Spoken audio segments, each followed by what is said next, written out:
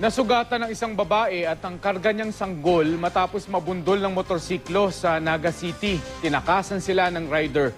Napag-alaman ding wala pang plaka ang dala niyang motorsiklo. Makibalita tayo kay Elmer Casiles ng GMA Bicol. Exclusive. Matinding tama sa ulo ang tinamo ng babaeng ito matapos mabangga ng isang motorsiklo sa Barangay Concepcion Pequeña sa Naga City. Buhat pa noon ng babae ang kanyang sanggol. Isang napadaan na nurse ang agad nagbigay ng paunang lunas sa biktima. Kinarga naman muna ng isang concerned citizen ang sanggol. Kaya, padalas ng mother settle. Dadaraw na ito dumadumata ka dadaraw niya.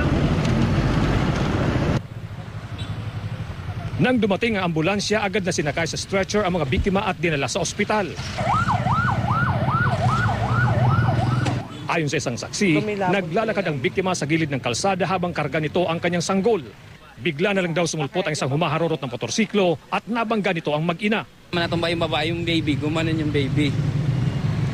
Sa tingin namin, hindi siya nakasakay doon sa motor. Kasi kung nakasakay sa motor yon, biglang umalis yung dalawa eh. Ang bilis ng sabi, kukuha daw ng rescue. Nakasuot daw ng helmet ang tumakas na rider. May nakalagay naman na for registration sa plaka ng motorsiklo nito. Makonsensya naman siya. Patuloy na inoobserbahan ang mag-ina sa ospital.